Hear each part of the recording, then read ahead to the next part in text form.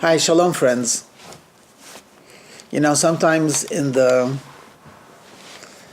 hustle and bustle of every single day life, we forget about how thankful we should be, not only for good health, but think a little bit about your heart. From the moment you were born, it hasn't stopped pumping. Talk about a hard worker. And what about your mind? From the moment, as far as we know, of life beginning until life ends, a person's mind is functioning. He's always thinking. It would be an impossibility to actually try to calculate how many thoughts goes through a person's mind in a lifetime. I mean, it would actually be quite foolish to even speculate, because I don't even know if we could find an amount of that goes in 5 minutes or so. But I'd like to spend some time about thinking. What do we think about? Well, if you're a child, you think about childish things. If you're middle-aged, you think about middle-aged things. If you're very mature and an adult, you think about mature adult things. Or sometimes people would say, I think about small things, big things, medium-sized things. How do we define big, small, or medium? There's a charming story told about an aristocrat who bought a very expensive horse. And it was his pride and joy. And he was quite concerned that the horse thieves should not take his prize horse. So he would lock the horse at night in his stable. And he appointed a servant to be the night watchman. One night, he does not have a good feeling about the night watchman. He goes downstairs and he sees the fellow. He seems to be very alert. And the aristocrat says to a servant, is everything okay? Yes, sir, everything is fine. He says, you haven't been falling asleep on me, have you? He says, no, sir. I am thinking, and that keeps me up. So he was curious, what do you think about that keeps you up? He said, I've been thinking a lot about when a person drives a nail into the wall, what happens to the wood? Where does it go? Aristocrat thinks for me, he says, I really never thought about that, but I guess that's an intriguing question. Anyway, good luck and have a good night. He goes back upstairs, tries to go to bed, and he still doesn't have a good feeling about this guy for some reason. And an hour later, he comes down, and the fellow is still at his post, very alert. And the guy says, have you taken a snooze? No, sir. I am alert. I am awake. Well, what's keeping you awake? The same thought. He said, no, sir. I'm thinking about something else right now. I was wondering about a bagel. When you eat the bagel, where does the hole go? The aristocrat looks at him and says, I've never heard these type of questions. They're deep philosophical questions. I'm glad that they're occupying your mind. And they're keeping you up. So you won't fall asleep, right? No, sir. I will do my job faithfully. And he finally falls asleep. Towards the morning, it's unusually quiet. And his first thought is, someone stole the horse. He does not hear the neighing. He runs downstairs, ready to wake the servant, and the guy is still there. Very alert, very awake. And he feels much better. He says, wow, I was worried that you fell asleep last night. He says, oh, no, sir, I have been awake. He said with a smile to his servant, and what are you thinking? He says, well, I'm thinking the following.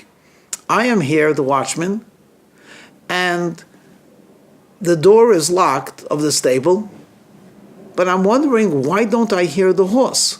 What? He quickly runs to the back, and sure enough, thieves had stolen the horse through the back. Okay, what's the point of the story? Point of the story is he was thinking about big things the whole night, but he missed the whole point. You see, some of us think about big things, and we miss the whole point. We think about global warming, but believe me, when your air conditioner conks out in the middle of the summer, that's global warming in a real way.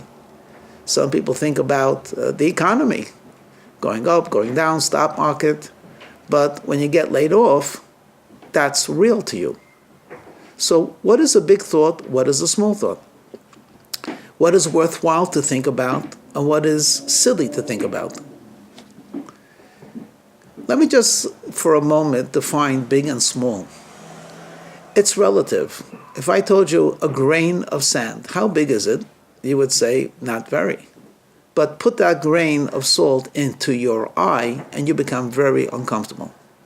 If I asked you, how significant is an ant walking up a tree? The answer is barely significant at all. But if that same ant is walking on your food, it becomes quite disgusting. And I could give example after example, but you understand what I'm getting at. When it concerns you, there is no such thing as small at all. Everything becomes big because it's concerning you.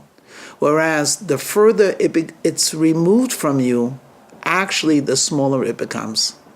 So the whole debate over healthcare, which I personally cannot follow the details, it's very complicated for me, but as long as it does not affect my doctor and my insurance, I could deal with the big problem and offer opinions on it.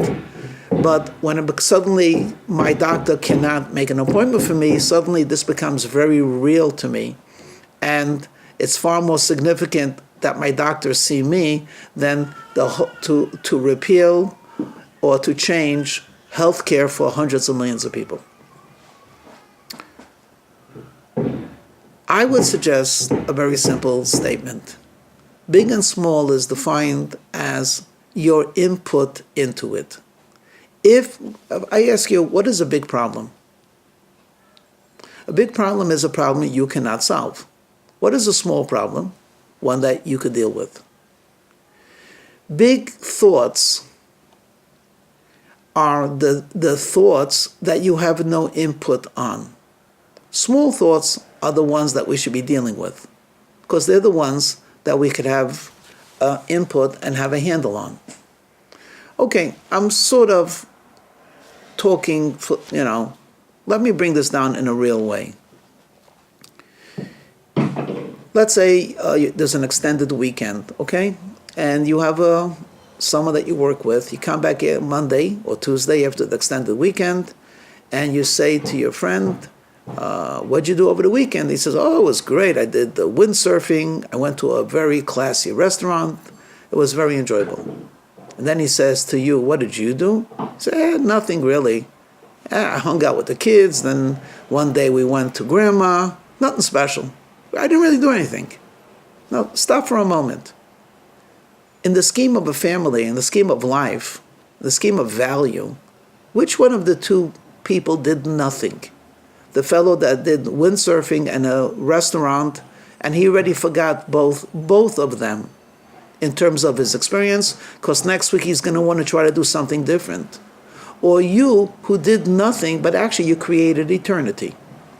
Memories were created, family was strengthened, good deeds were created, and essentially a foundation for the future was laid.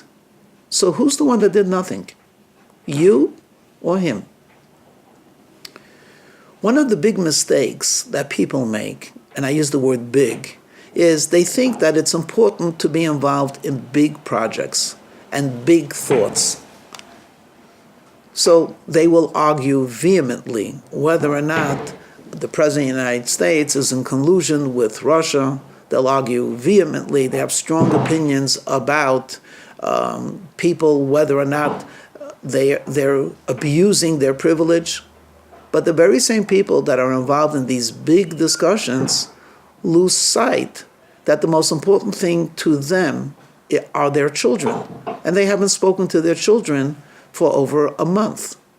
The most important thing for them is their wife, and they haven't catered to her needs. The most important thing to them is their own soul, but they haven't gone to a synagogue or done a commandment since last Yom Kippur. But they're so busy thinking big thoughts. So is there a room for thinking these big thoughts? If I seem to be implying, just think about what concerns you, and B, think about the things that concern you that you could do something about. And here is a secret and a mystery that I will share with you. If you'll take care of your problems and your world, God will take care of the big things. He'll take care of the big world.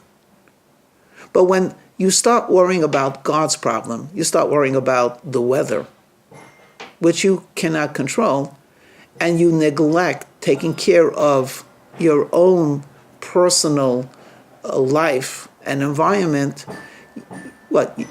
You're putting God out of a job. You're not successful, not in his job, and you're certainly not being successful in your responsibility because you're neglecting it. Let me put it in a slightly different form. If I asked you, how significant is it that the Holy Temple in Jerusalem is not built? Look at it from the world's perspective. We have hundreds of millions of people that are homeless. We have world poverty, world illness, etc., etc. Does it really make a difference whether there's a house of God standing or not? How significant is one little place on earth in terms of the globe? And the answer is, the globe would be fixed if that house was standing. If the house of the Lord would be in Jerusalem on the Temple Mount, and it would be a Mecca and a place for people to get closer and to be inspired, then automatically we would focus on dealing with the issues of homelessness and of illness and of poverty and of unhappiness, etc. One little house, that little house will change the world, literally. When you keep Shabbos, when you keep kosher, when you give charity, when you spend some time studying, when you even make quality time in italics for your family, small things, you're fixing a world, your world. When you fix your world and you enhance your world, God will do the same. He'll do the big world. You take care of your small world. So I end off with, we have a lot of good thoughts. We have a lot of big thoughts. Let's differentiate between the frivolous and the important, and the thoughts that we could truly make an impact to those that are thoughtless. Shalom.